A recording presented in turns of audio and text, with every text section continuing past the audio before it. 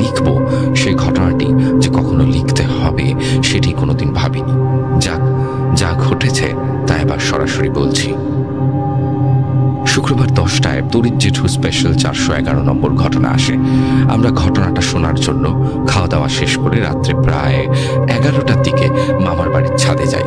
ঘটনার সূত্রে বলে রাখা ভালো, আমাদের মামার বাড়ি গ্রাম্য এলাকায়, একটি মাত্র 3তলা বাড়ি। বাড়িটি প্রায় 50 বছরের পুরনো। আমরা মোট 4 জন ঘটনা শোনার জন্য যাই। এমনিতেও বাড়িটিতে যখন আমরা ঘটনা শোনার জন্য যেতাম তখন পাথর নড়ার আওয়াজ, চিলে কোঠার দরজা খুলে দেওয়া, ধাক্কা দেওয়া, আর চিলে কোঠায় যে দিকটায় আমরা বসতাম তার বিপরীতে কারোর নূপুর পরে হাঁটার শব্দ পেতাম। কিন্তু আমাদের চরম নেশা আমাদেরকে বাধ্য করত ঘটনা শুনতে। সেদিনও সেই একই রকম ভাবে আমরা সেখানে যাই। কিন্তু কে জানতো তরিৎ জেঠু আমাদের জন্য এরকম উপহার তৈরি করে রেখেছেন। প্রেতকথার অন্যতম সেরা এক ঘটনা আমরা শুনি।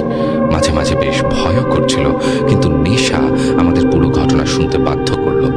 যাই হোক, ঘটনা শুনে আমরা রোজকার মতো শুতে চলে যাই। পরদিন সকালে ঘুম থেকে উঠে ব্রেকফাস্ট করে আমরা যেমন বাড়ির সামনে পাড়ার রাস্তায় ক্রিকেট খেলতাম তেমনই খেলছি। বলে রাখা ভালো, আমার মামা দাদু পেশায় একজন জ্যোতিষী। ওনার কাছে নানান লোক প্রায়ই আসতো। সেদিন একজন লোক আসে। লোকটিকে দেখে কেন জানি না আমার একটু অন্যরকম মনে হলো। লোকটি লম্বায় প্রায় 6 ফুট, গায়ের রং কুচকুচে কালো, পরনে ছিল একটি সাদা ধুতি এবং ঘিয়ে রঙের পাঞ্জাবি। লোকটি এসে আকাশকে, অর্থাৎ যার সঙ্গে ঘটনাটি ঘটেছিল, তাকে জিজ্ঞাসা করলো, দাদু বাড়িতে আছে? আকাশ বলে, না, দাদু তো বাড়িতে নেই, কোনো দরকার থাকলে দাদুর নম্বরটা নিয়ে যান। লোকটির উত্তর ভারী অবাক করল। লোকটি বললেন, কোনো দরকার নেই, আমি রাত্রে এখানেই ঘোরাফেরা করি। এই বলে তিনি চলে যান। খেলার উত্তেজনায় আমরা ওনার কথায় এত গুরুত্ব দিই না। খেলা শেষ করে দুপুরের খাওয়া খেয়ে ঘুমোতে যাই। আমি আকাশকে জিজ্ঞাসা করি যে লোকটি দাদুর কাছে আজকে সকালে এসেছিল তাকে আগে কখনো দেখেছে কিনা। সে উত্তরে বলে না, আর বলে, শুনলি সেই দাদুটা শেষে যাওয়ার সময় কি কথা বলল?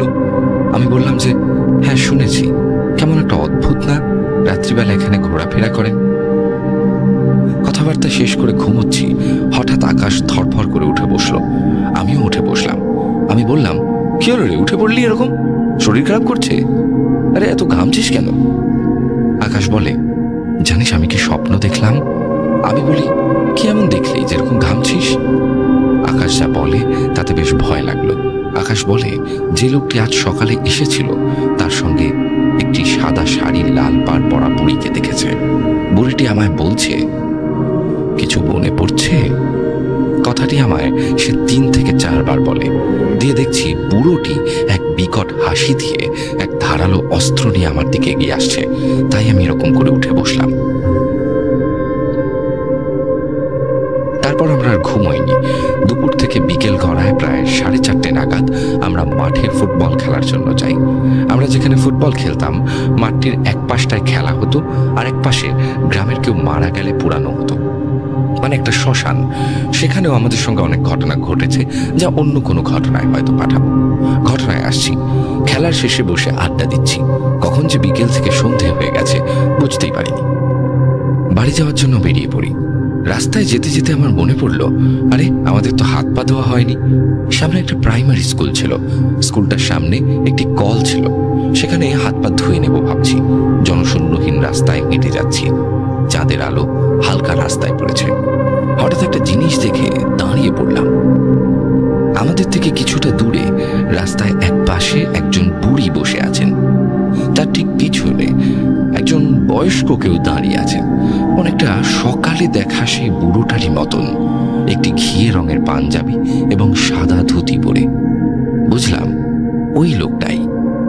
হঠাৎ বুড়িটি আমাদের দিকে তাকিয়ে আস্তে করে নিজের শুকনো গাছের ডালের মতো পাতলা হাত কাউকে ডাকার ভঙ্গিমায় একবার উপরে এবং একবার নিচে করতে থাকে। বুঝলাম আমাদের হয়তো ডাকার চেষ্টা করছেন, কোনো বিপদে পড়েছেন। এই ভেবে একটু এগিয়েছি।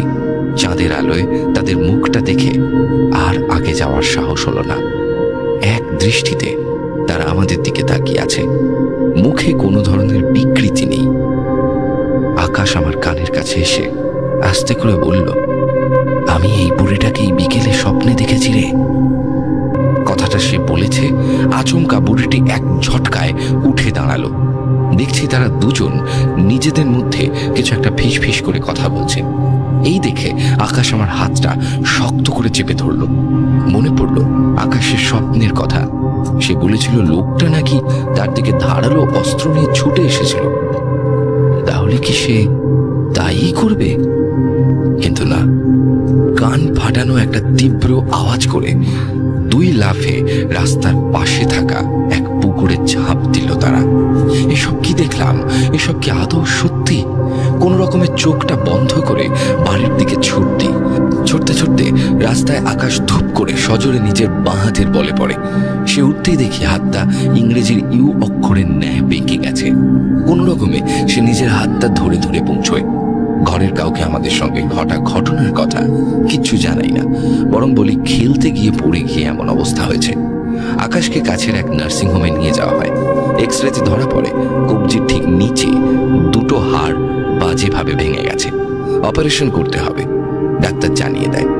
ওরা তো এখান থেকে যদি সবকিছু থেমে যেত তাহলে হয়তো অনেক ভালো হতো, কিন্তু এখান থেকেই শুরু হলো আসল ঘটনা। আকাশ তো নার্সিংহোমে অপারেশনের জন্য থেকে গেল। বাড়িতে শুধু আমার পরিবারই ছিল। তারাও রাত্রে খাওয়া দাওয়া করে শুয়ে পড়ে। আমার একটু রাত অবধি মোবাইল দেখার নেশা ছিল। গ্রামের এলাকা হওয়ায় ঘরের মধ্যে ইন্টারনেট ঠিক ব্যবহার করা যেত না, তাই বারান্দায় একটা খাট ছিল, সেখানে অন্ধকারে বসে মোবাইল দেখছি। আলো বাতাস আসতো বলে সেখানে ইট দিয়ে দেওয়াল না করে গ্রিল লাগানো ছিল। বাইরে বেশ বৃষ্টি পড়ছে। গ্রিলের মাধ্যমে বৃষ্টির ছিটে সহ ভালোই হাওয়া লাগছে, কিন্তু এরকম শান্তির পরিবেশে কখন যে অশান্তি চলে আসবে কেই বা ভাবতে পারে। মোবাইলের উপর থেকে চোখ সরাতেই অন্ধকারের মধ্যে একটা কিছু পড়ার শব্দ পেলাম। সঙ্গে সঙ্গে বাবা গো বলে চেঁচিয়ে উঠলাম। আমিও ভাবলাম এই ঝড় বৃষ্টিতে বোধহয় কেউ কাদায় স্লিপ করে পড়েছে। কিছু না ভেবে মোবাইল ফোনে টর্চ জ্বালিয়ে বৃষ্টিতেই বাইরে বেরোলাম। টর্চের আলো রাস্তায় ফেলতেই একজন মহিলা, মাথায় 1 হাত ভর্তি ঘোমটা, মুখ দেখার কোনো উপায় নেই, রাস্তায় নিজের পা ধরে বসে যন্ত্রণায় কাতরাচ্ছে। সাহায্য করার উদ্দেশ্যে একটু কাছে যেতেই মহিলাটি আমায় প্রশ্ন করে, তুমি কে গো বাছা? আমি আমার নিজের নামটা বলি, কিন্তু মহিলাটি আমায় অবাক করে দিয়ে বলে, তুমি তাহলে আকাশ না? কথাটা শুনেই কেন জানি না মহিলাটির পরা শাড়িটার দিকে আমার চোখ গেল। সেই সাদা শাড়ি আর লাল পাড় পরা। এই দেখে দুপা পিছিয়ে গেলাম। মাথায় বিকেলের ঘটনাটা হঠাৎ করে খেলে গেল। তাহলে কি সেই বুড়িটাই আবার এলো? নিজের মনটাকে কোন রকম সান্ত্বনা দিয়ে মহিলার 1 হাত ভর্তি ঘোমটার নিচ থেকে মুখটা দেখার জন্য একটু ঝুঁকেছি। হঠাৎ অন্ধকারের মধ্যে কারোর খুক খুক হাসির শব্দ। তৎক্ষণাৎ মোবাইল ফোনের আলোটা সামনের শব্দটার দিকে ফেলতেই বুকের সব রক্ত জল হবার উপক্রম। দেখি সেই বুড়ো। লোকটির মুখে 32টা দাঁত বার করে শয়তানের মতো এক হিংস্র দৃষ্টিতে আমার দিকে তাকিয়ে আছে। এই বোধ হয় আমাকে ধরে শরীরের সমস্ত মাংস ছিঁড়ে খেয়ে ফেলবে। কিছু সেকেন্ড পরেই বুড়োটির খুক খুক হাসির শব্দ যেন এক তীব্র চিৎকারে পরিণত হয়েছে। আর পারছি না, পিছন ঘুরে পালাতে যাব, অমনি দেখি যে মহিলাটা এতক্ষণ পায়ের যন্ত্রণায় কাতরাচ্ছিল সে এখন আমার সামনে দাঁড়িয়ে রাস্তা আটকানোর চেষ্টা করছে। কোন রকমে মহিলাটাকে এড়িয়ে পালিয়ে যাব মনে হলো কে যেন বাম পাটাকে চেপে ধরল। শরীরের ভারসাম্য হারিয়ে পাকা রাস্তায় সজোরে পড়ি। পড়ার পর দেখলাম সেই বুড়ো আমার দিকেই আসছে। আস্তে আস্তে করে চোখের সামনে অন্ধকার ছেয়ে গেল। পরদিন চোখ খুলল ঘরের বিছানায়। ভাবলাম কাল রাতের সব ঘটনাই হয়তো আমার দেখা খারাপ স্বপ্ন, কিন্তু আমার ধারণা কিছুক্ষণ পর ভুল প্রমাণিত হলো। উঠে বসতে যাব, কপালটা তীব্র ব্যথা দিয়ে উঠল। কপালটা ছুঁতেই বুঝতে পারলাম ব্যান্ডেজ করা হয়েছে। আরো দেখলাম শরীরের বেশ কিছু জায়গায় গভীর ক্ষত তৈরি হয়েছে।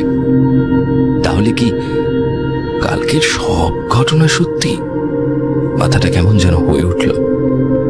ভয়ের ছোট্ট আভা পা থেকে মাথা পর্যন্ত কাঁপিয়ে তুলল আমায়। সঙ্গে সঙ্গে মা বলে চিৎকার করে দেখলাম মা প্রায় দৌড়তে দৌড়তে আমার কাছে এসে দাঁড়ালো। মা আমার সঙ্গে কাল রাত্রে কি হয়েছিল তা সব খুলে জানতে চায়, কিন্তু আমি এবারেও আমার সঙ্গে ঠিক কি হয়েছিল তা জানাই না। বলি, বাইরে বাথরুম করতে গিয়ে পড়ে গিয়ে এমন অবস্থা হয়েছে।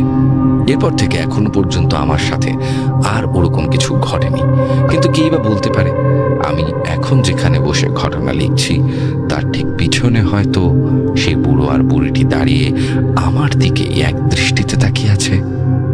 এই ছিল ঘটনা গৌরবদা। আমার সঙ্গে এইটুকু হলেও নার্সিংহোমে আকাশের সঙ্গে অনেক ঘটনা ঘটেছে। যদি এই ঘটনাটি সিলেক্ট হয় তাহলে নার্সিংহোমে আকাশের সঙ্গে ঘটে যাওয়া ঘটনাও লিখে পাঠাবো। এই সমস্ত ঘটনা অন্য কারণে ঘটলেও তড়িৎ জেঠুর 411 নম্বর ঘটনা শোনার পর থেকেই কিন্তু ঘটেছে। এর যদি কোনো সমাধান থেকে থাকে তাহলে তড়িৎ জেঠুকে জানানোর অনুরোধ রইল। শব্দের বানানে কোথাও যদি কোনো ভুল থাকে ক্ষমার চোখে দেখবে। ঘটনাটি সিলেক্ট করলে ভারী খুশি হব।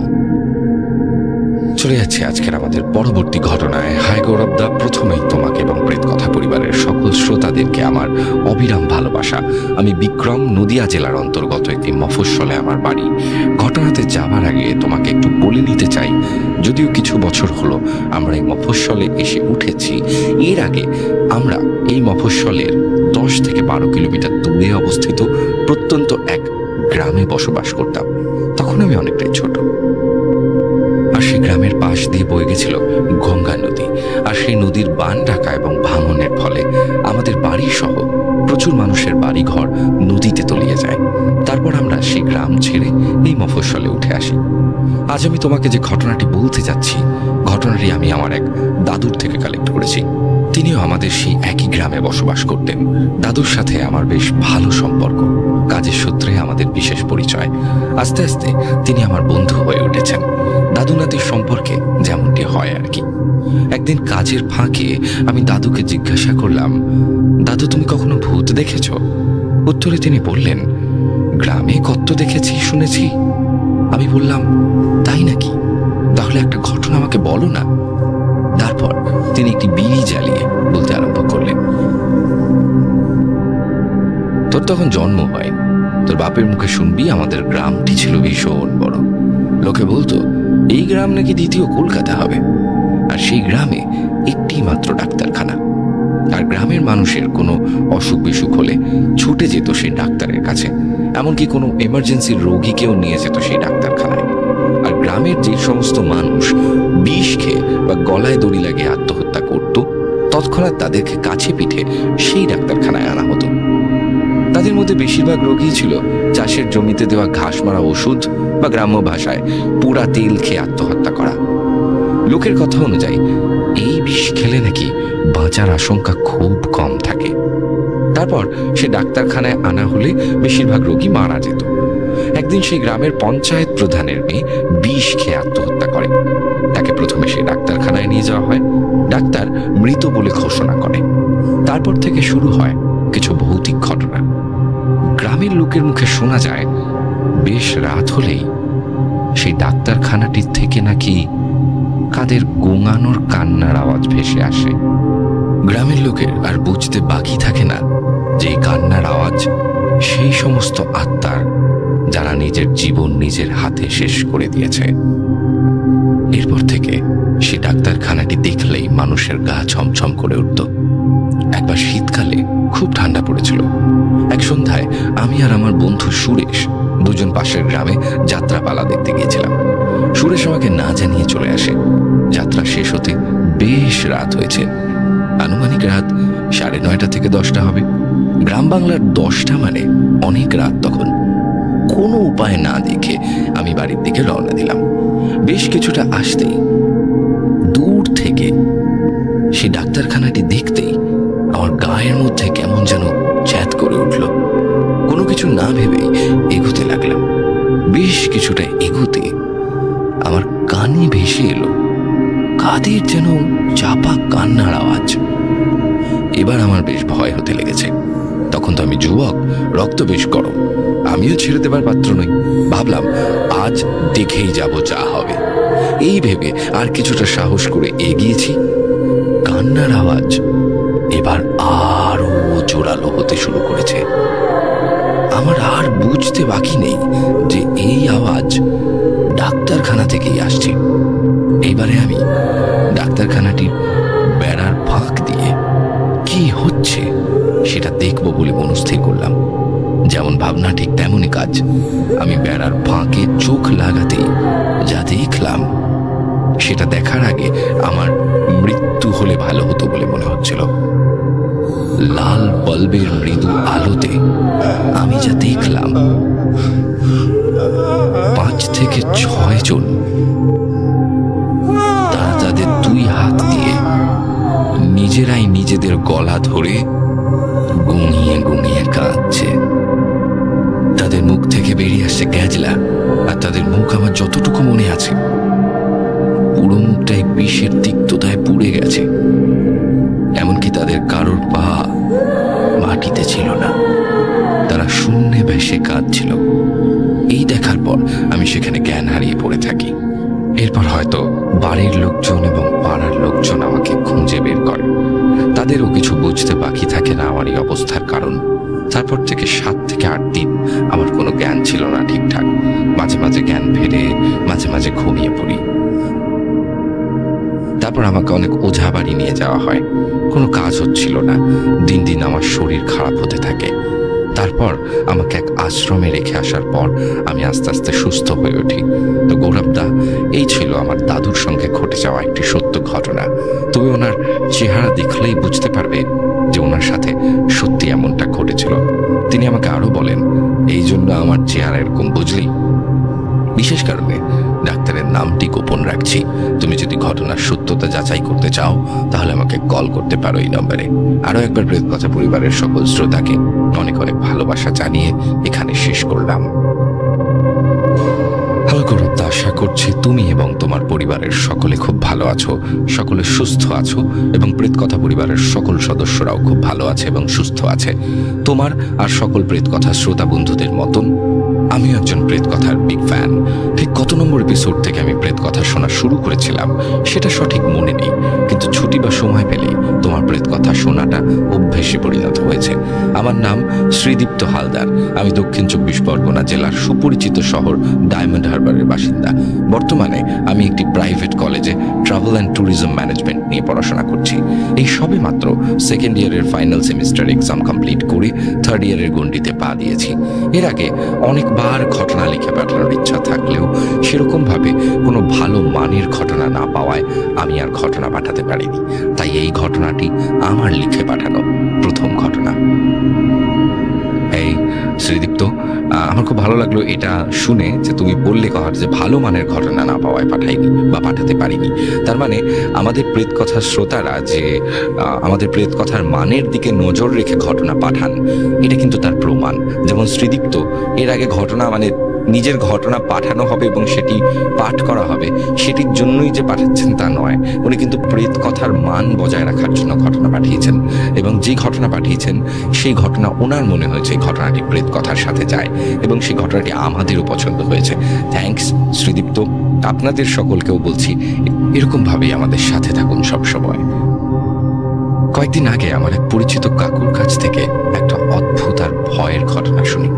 কাকুর বর্তমান বাড়ি কলকাতায়, কিন্তু ওনার গ্রামের বাড়ি হলো সুন্দরবনের নিকটস্থ অঞ্চল গোসাবাতে। কর্মক্ষেত্রের সূত্রে কাকু এবং কাকুর পরিবার বর্তমানে কলকাতাতেই থাকেন। তো আমার একদিন ওই কাকুর সঙ্গে দেখা হওয়ায় বিভিন্ন কথাবার্তা প্রসঙ্গে আমি প্রথম ভূতের প্রসঙ্গটা তুলি এবং কাকুকে বলি, কাকু তোমরা তো আগে গোসাবাতে থাকতে, তো তোমাদের গ্রামে কখনো কোনো ভুতুরে বা ওরকম কিছু অদ্ভুত ঘটনা ঘটেছিল? কাকু বললেন, ভূতের গল্প? হ্যাঁ, সেরকম তো অনেক গল্পই আছে, তুই শুনতে চাস নাকি?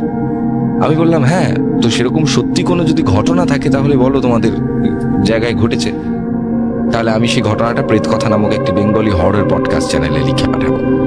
তো কাকু এই কথা শুনে বললেন যে তুই ঘটনা লিখে পাঠাতে চাস, তো বেশ, আমার কাছে একটা ঘটনা আছে যেটা আমার নিজের সঙ্গে ঘটেছিল এবং ঘটনাটি বড় অদ্ভুত এবং ভয়। দেখ তোর প্রেতকথা চ্যানেল সেটি পছন্দ করে কিনা। তারপর কাকু যে ঘটনাটি আমাকে বলেছিলেন সেটি শুনে আমি ভয়ের থেকে বেশি অবাক হয়েছিলাম। বেশ অদ্ভুত একটি ঘটনা। এইবারে বেশি ভনিতা না করে আসল ঘটনায় আসা যাক। কাকু যেভাবে ঘটনাটি বর্ণনা করেছিলেন আমি ঠিক সেভাবেই লিখছি। কাকুর ভাষ্য মতে, সালটা ছিল 1983। তখন আমি ক্লাস 12-এ পড়ছি। তো বুঝতেই পারছো যে যুবক বয়স, গায়ে প্রচুর শক্তি আর মনে প্রচুর সাহস। তখন একেবারে শরীরের গরম রক্ত বইছে। এই সময় ছিল আমার বড়দার বিয়ের অনুষ্ঠান। তো সেই উপলক্ষে বাড়িতে অনেক আত্মীয় স্বজন এবং লোকজনের সমাগম ঘটেছিল। আর সেই মতো আমার দিদি, মানে আমার জেঠুর মেয়ে, ওর বিয়ে আগে হয়ে গিয়েছিল। তো দিদি আর জামাইবাবু এসেছিল বিয়ে বাড়িতে। যেহেতু গ্রাম এবং তখনকার দিন, তাই আমরা একটা একান্নবর্তী পরিবারে বাবা, কাকা, জ্যাঠা সবাই এর পরিবার একসঙ্গে মিলেমিশে আনন্দ করে বসবাস করতাম। তো বড়দার বিয়ে ধুমধাম করে এবং খুব ভালো এবং সুষ্ঠুভাবে কেটেছিল। বৌদির পরিবারের লোকজন খুব ভালো, তাই এই 3 দিন নির্বিঘ্নে আনন্দ, মজা, হুল্লোড়ে কেটে গিয়েছিল। বউ ভাতের পরের দিন আমার জামাইবাবুর কাজ থাকায় জামাইবাবু বাড়ি চলে যান, আর দিদি আরো কিছু দিনের জন্য থেকে যান এখানে। কদিন থাকার পর দিদি শ্বশুর বাড়িতে চলে যেতে চাইলে জেঠু আমাকে ডেকে বলল, বাবু, তো দিদিকে একটু ধর্মতলায় গিয়ে বাসে তুলে দিয়ে আসতে পারবি? তো সেই দিনটা রবিবার হওয়ায় আর আমারও দিদিকে দিতে যাওয়ার ইচ্ছে থাকায় আমি জেঠুকে না বলতে পারিনি। দিদির বাড়ি ছিল মেদিনীপুরে। আমি ধর্মতলা পর্যন্ত গিয়ে ওকে মেদিনীপুরের বাসে তুলে দিয়ে চলে আসব। জেঠু আমার হাতে গাড়ি ভাড়ার জন্য কিছু টাকা দিয়ে দিল। আর সেই মতো আমি এবং দিদি খাওয়া দাওয়া সেরে সকাল 10টা নাগাদ বেরিয়ে পড়ি ধর্মতলার উদ্দেশ্যে। আমাদের বাড়ি থেকে পা ভ্যানে চেপে প্রায় 40 মিনিট পরে পৌঁছে যাই গোসাবার ফেরিঘাটে। ফেরিঘাটে পৌঁছে লঞ্চে চড়ি এবং প্রায় 2 ঘন্টার নদীপথ পেরিয়ে পৌঁছে যাই বাসন্তী ফেরিঘাটে। সেখান থেকে পায়ে হেঁটে বাসন্তী বাস স্ট্যান্ডে পৌঁছে সেখান থেকে বাসে চড়ে আমরা রওনা দিলাম ধর্মতলার দিকে। আমি আর দিদি নানান গল্প কথার মধ্যে দিয়ে প্রায় 3 ঘন্টা পর পৌঁছলাম ধর্মতলা বাস স্ট্যান্ডে। তখন ঘড়িতে প্রায় 3:45 মতন বাজে। ধর্মতলা থেকে মেদিনীপুরের বাস ছাড়বে 4টের সময়। সেই মতো আমরা একদম সময় মতো পৌঁছে গিয়েছিলাম। আর একটু দেরি হলেই হয়তো 4টের বাসটা ছেড়ে দিত। আমি দিদিকে নির্দিষ্ট বাসে তুলে দিয়ে বাস থেকে নামতে যাব, এমন সময় দিদি ওর সিটে জায়গা রেখে আমার সঙ্গে নেমে আসে। তারপর আমার হাতে কিছু টাকা দিয়ে আমাকে বাসন্তীর বাসে তুলে দিয়ে বিদায় জানায়। আর তারপর নিজের বাসে গিয়ে উঠে পড়ে। দিদির বাস আমার বাসের থেকে আগে ছেড়ে দেয়, আর তার কিছুক্ষণ পরেই ছাড়ে আমার বাস। আমি বাসে জানলার ধারে বসে দিদি চলে যাওয়ায় মন খারাপ আর কিছুটা আনন্দ নিয়ে বাইরের গাছপালা, ঘর বাড়ি, গাড়ি এসব দেখতে দেখতে চলতে থাকি বাসন্তীর উদ্দেশ্যে। আনন্দ এই বিষয়ে যে দিদি আমাকে কিছু টাকা উপহার দিয়েছে, আর সেই সঙ্গে জেঠুর দেওয়া টাকাটাও আছে। কারণ বাড়ির থেকে ধর্মতলা পর্যন্ত সমস্ত ভাড়া দিদি দিয়েছে, আর আমাকে একটা টাকাও বের করতে হয়নি। এমনকি ও বাসে ওঠার আগে আমাকে আমার বাসে তুলে দিয়ে আমার বাসের টিকিটটাও পর্যন্ত কেটে দিয়ে গেছে। তো বাস ছাড়ার প্রায় 3 ঘন্টা পরে আমি পৌঁছই বাসন্তী বাস স্ট্যান্ডে। সেখান থেকে পায়ে হেঁটে ফেরিঘাটে পৌঁছে যখন হাতের ঘড়ির দিকে তাকাই, তখন প্রায় 7:15 বাজে। মুখটা ঘড়ির দিক থেকে তুলে আফসোস করতে লাগলাম। বাসটা যদি আর 15-20 মিনিট আগে পৌঁছতো, তাহলে 7টার লঞ্চটা দিব্যি পেয়ে যেতাম। এবার সেই শেষ লঞ্চ রাত 8টার সময়। কি আর করা যাবে, এই ভেবে টিকিটটা কেটে নিয়ে প্রায় 1 ঘন্টার মতো বসে কাটালাম ফেরিঘাটে। তারপর 7:50 নাগাদ লঞ্চ ঘাটে এসে পৌঁছলে সেটাতে উঠে বসে পড়লাম। 8টার সময় লঞ্চটা ফেরিঘাট ছেড়ে এগোতে শুরু করলো। রাতের শেষ লঞ্চ হওয়ার দরুন ভিড়টা ছিল তুলনামূলক কম, তাই নানান চিন্তা ভাবনার মধ্যে এই রাতের মায়াবী এবং সুন্দর নদীপথ যাত্রা উপভোগ করতে করতে কখন যে আমি ঘুমিয়ে পড়েছিলাম সেটা টের পেলাম লঞ্চ চালক কাকুর ডাকার শব্দে। তিনি বলছেন, বাবু উঠে পড়ো, লঞ্চ তো ঘাটে পৌঁছে গেছে, সবাই তো নেমে যাচ্ছে, তুমি নামবে না? এই কথা শোনা মাত্র আমি ধরফর করে উঠে পড়ি। লঞ্চ থেকে নেমে ফেরিঘাটে এসে দেখি তখন ঘড়িতে প্রায় 10:05 বাজে। এবার এত রাতে কোনো পা ভ্যানও পাওয়া যাবে না, যেহেতু ফেরিঘাট থেকে বেরিয়ে প্রায় 1 ঘন্টা হাঁটা পথ, তারপর বাড়ি। প্রত্যন্ত গ্রামগঞ্জ এলাকা হওয়ার দরুন রাস্তায় সেরকম কোনো স্ট্রিট লাইট বা ল্যাম্প পোস্টের আলো নেই কোথাও। ভাগ্যিস আমার কাছে একটা ছোট টর্চ লাইট ছিল, নইলে যে আমার অবস্থা কি হতো তা একমাত্র ভগবানই জানে। ফেরিঘাট থেকে বেরিয়ে আমি আমার পকেটে রাখা মানি ব্যাগটা ভালো করে আরো ভিতরের দিকে চেপে দিলাম। তারপর হাতের টর্চ লাইটটা জ্বালিয়ে কাঁচা রাস্তা ধরে এগিয়ে যেতে শুরু করলাম। কাঁচা রাস্তার দুধারে ঘুটঘুটে অন্ধকারের মধ্যে টর্চ লাইটের আলো ফেললে দেখা যাচ্ছে দিগন্ত পর্যন্ত বিস্তৃত বড় বড় মাঠ, গাছপালা, ছোট বড় বিল এবং বাঁশঝাড়। কাঁচা রাস্তা দিয়ে হাঁটতে হাঁটতে লক্ষ্য করলাম টর্চ লাইটের আলোর জ্যোতি ক্রমশ কমে আসছে। আর সেই মুহূর্তে বোধ করলাম লাইটের ব্যাটারি মনে হয় ফুরিয়ে আসছে। বাড়িতে গিয়ে পরে এটার ব্যাটারি পাল্টে দিতে হবে। ঠিক এই সময় মনে হলো কাঁচা রাস্তা দিয়ে হেঁটে যেতে যেতে অনেকটা সময় লেগে যাবে। আবার এদিকে লাইটের গতি ভালো না বুঝে সিদ্ধান্ত নিলাম এই কাঁচা পথ ধরে আর না এগিয়ে এবার সহজ পথ ধরবো, যেটার কিছুটা এগিয়ে গিয়ে এই কাঁচা রাস্তার পাশ দিয়ে মাঠে নেমে গেছে। সময়টা ছিল শীতকালের মাঝামাঝি। মাঠ থেকে সবেমাত্র ধান চাল উঠেছে ঘরে ঘরে, তাই মাঠ জমির রাস্তাও শুকনো আর পরিষ্কার। এই সব ভাবতে ভাবতে সেই কাঁচা রাস্তার পাশ দিয়ে রাস্তা ধরে মাঠে নেমে টর্চ লাইটের আলো ফেলে ন্যাড়ার উপর দিয়ে হাঁটতে হাঁটতে সামনের দিকে এগোতে লাগলাম। ন্যাড়া মানে ধান গাছের গোড়া থেকে কেটে নিলে যে অংশটা অবশিষ্ট পড়ে থাকে সেটারই শুকনো অবস্থা। এবার বাংলা একটা প্রবাদ আছে না, যে যেখানে বাঘের ভয় সেখানেই সন্ধে হয়। যে এই প্রবাদটা আমারও পিছু ছাড়লো না। সামনের দিকে কিছুটা দূরে গিয়ে যেতেই লক্ষ্য করলাম যে টর্চ লাইটের আলো এবার সম্পূর্ণভাবে বন্ধ হয়ে গেল। টর্চ লাইটের আলো বন্ধ হওয়ার সঙ্গে সঙ্গে যেন অন্ধকারের ঘন চাদর আমাকে ঘিরে ফেলল। চারিদিকে ঘুটঘুটে অন্ধকার, কোথাও কোনো জনপ্রাণী নেই, আর কোনো আলোর বিন্দু মাত্র চিহ্ন চোখে পড়ছে না দূর দূরান্ত পর্যন্ত। শুধু মাঝে মধ্যে দূর থেকে কানে ভেসে আসছে শেয়ালের ডাক। হঠাৎ করে কোথা থেকে যেন এক অজানা ভয় আমাকে ঘিরে ধরল। তবে এই ভয়টা ভূত প্রেতের থেকেও বেশি ছিল চোর ডাকাতের। আমার পকেটে রাখা মানি ব্যাগটাকে আরো একবার শক্ত করে চেপে ভিতরের দিকে ঠেলে দিলাম। তারপর এই ভয় উপেক্ষা করে সামনের দিকে এগোতে শুরু করলাম। পায়ের আন্দাজে এগোচ্ছি। কিছুটা এগোতে সামনে কিছু একটা কালো অবয়বের মতো দেখতে পেলাম। এবার থমকে দাঁড়ালাম। আগেই যেহেতু বলেছি যে ঘুটঘুটে কালো অন্ধকার, সেহেতু কোনো কিছুই দেখতে পাওয়ার অবস্থায় ছিলাম না।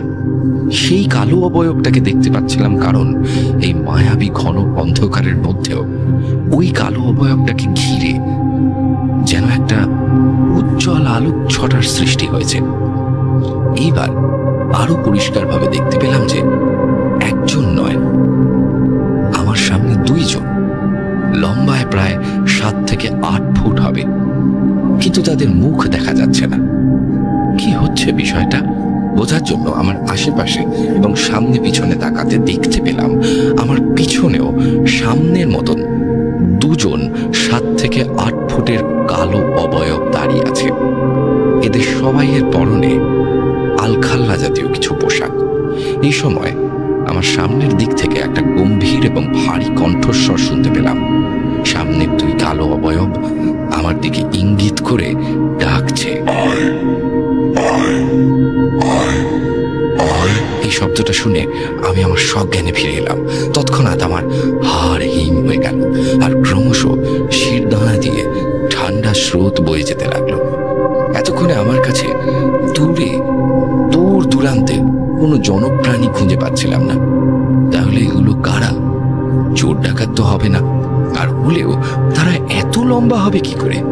ক্রমশ সব চিন্তায় মাথাটা ঝিমঝিম করে উঠল, আর এই কনকনে শীতের মধ্যেও সারা শরীরটা ঘামে ভিজে যেতে লাগলো। এমন সময় সে আগের আওয়াজটা আবার কানে এলো।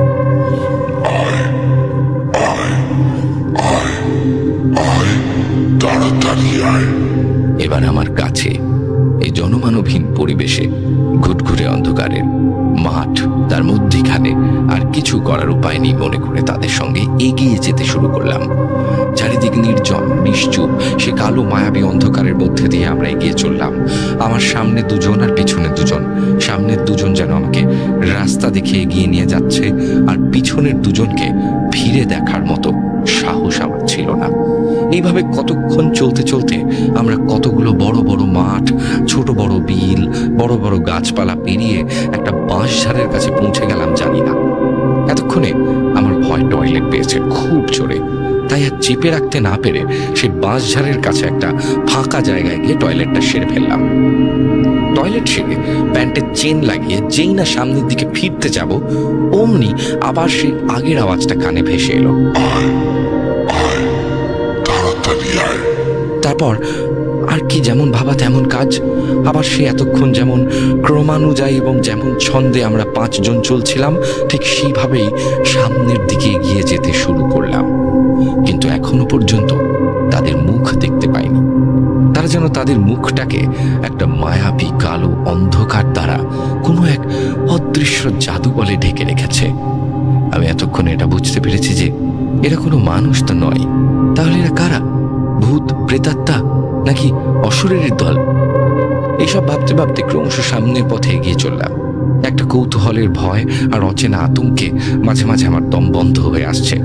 এবার বেশ অনেকটা পথ হাঁটার পর দূরে সামনের দিকে তাদের উজ্জ্বল আলোক ছটায় দেখতে পেলাম সামনের কিছুটা দূরে বড় একটা মাঠ। এতক্ষণে তাদের সেই উজ্জ্বল আলোক ছটার কিছুটা ক্ষীণ আলো সে মাঠটা অবধি পৌঁছে গেছে। তাতে পুরোপুরি ভালোভাবে না দেখা গেলেও এই ঘুটঘুটে অন্ধকারের মধ্যে বেশ ভালোই বুঝতে পারছি যে ওটা সেই খেলার মাঠটা যেটাতে আমরা পাড়ার ছেলেরা প্রতিদিন খেলতে আসি। মনে মনে ভাবলাম, আর কোনো ভয় নেই বাবা।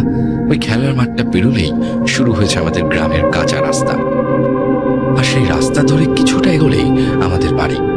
সেই মতো কিছুটা এগিয়ে সে খেলার মাঠটা পেরিয়ে আমাদের সেই গ্রামের রাস্তাটায় উঠে থমকে দাঁড়ালাম। এর পরক্ষণেই ভাবলাম এরা মনে হয় এবার চলে যাবে। আর ভাবা মাত্রই যেই না সবে একটা দৌড় লাগাতে যাব, ঠিক সেই সময় একটা কণ্ঠস্বর আবার কানে ভেসে এলো।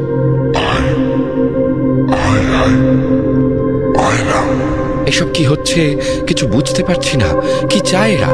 কেন এখনো আমার সামনে পিছনে সে আগের মতোই এরা চলেছে? আমার সঙ্গে আমারই বাড়ির দিকে কেন যাচ্ছে এরা? ভয়, উত্তেজনায়, আতঙ্কে আর কৌতূহলের সংমিশ্রণে আমার মাথা আর কাজ করছিল না। আমি কেবল অবাক, বিহ্বল আর ভয়ার্ত দৃষ্টিতে তাদের নির্দেশ মতো তাদের সঙ্গে এগিয়ে চলেছি। এইভাবে চলতে চলতে কখন আমাদের বাড়ির সামনের তেঁতুল গাছটার কাছে চলে এসেছি সেটা খেয়াল করিনি।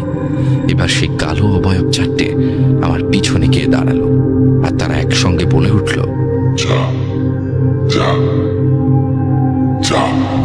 সে গুরুগম্ভীর এবং ভারী কণ্ঠস্বর আমার হাড় হিম করে দিল।